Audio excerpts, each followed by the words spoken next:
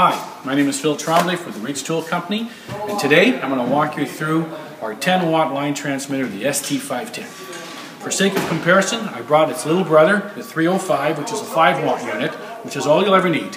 But for those individuals doing larger diameter pipeline work, water supply, cast pipe, etc., this is the tool of choice. Twice the power, twice the capability of pushing a signal down the line. Okay. First things first, requires 8 D-cell batteries, which conveniently fit in to the back of the unit. Okay, so we'll walk you through the features of this unit. Basically, terminal lead. These are approximately 50 feet long. Stretch out forever. Okay, so very convenient. Okay, and again, no polarity. One to the ground, one to the utility.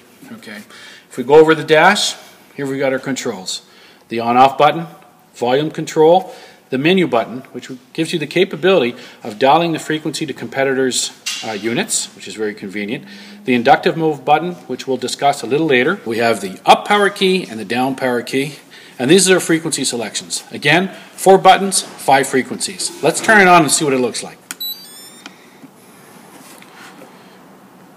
Nice LCD dash assembly, and if you take a look, white LED indicating we're at 128 Hertz.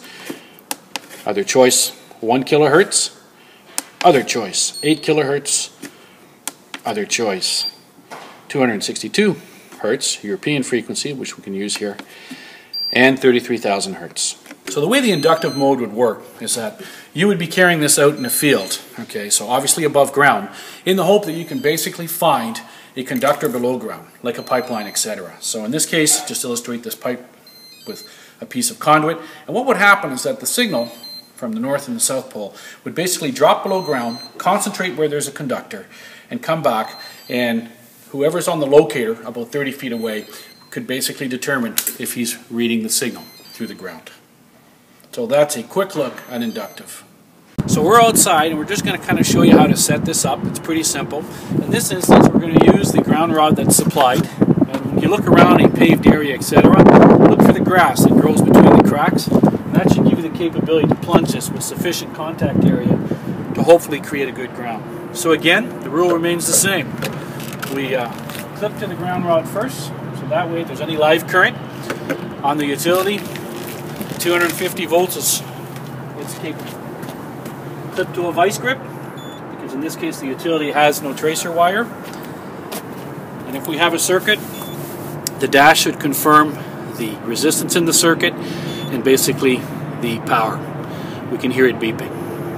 We're here just to kind of illustrate the use of the power setting on the tool, which will either maximize your battery life or, for that matter, push the signal further down the conductor. If you take a look at our dashboard, it's set at the lowest setting. Okay, by pressing the up arrow, it's going to incrementally bring it up to another setting, 25 milliamps. And we can again press it again and bring it to 10 milliamps, and so on. And so effectively, depending on the resistance in the circuit, it will determine the maximum amount of amps required to operate the tool. But this is basically how you can maximize your battery life, or for that matter, maximize pushing the signal down through the conductor. So that's the power controls. We're back inside, and what I want to just discuss real quickly is why do we provide you 5 different frequencies to operate the tool? The answer is simple. Depending on the quality of the substrate, the conductivity of the soil, and the conductivity of what you're trying to trace, be it an exposed tracer wire, or large diameter cast pipe, an underground pipeline that's been in the ground for 50 years, that's why we provide you different choices of frequencies. And again, the logic is the same. Okay, basically 128 Hertz is the lowest frequency energy that we have, which the tool is set at right now, and then we could step it up to 1 kilohertz, which is 1,000 Hertz, step it up again to 8 kilohertz or 8,000 Hertz, and go for 33,000 Hertz, which is obviously a lot more coiled energy in that spring, if you imagine 33,000 folds in the same distance. Okay, and of course we have 262,000, okay, which is very high energy, but however dictates a lower wattage because of the FCC rules.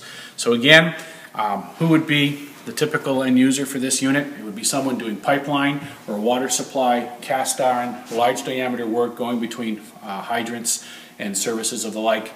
with large exposed pipe diameters. This would be the tool where the additional 10 watts power capability would make your locates and your life easier. Thank you.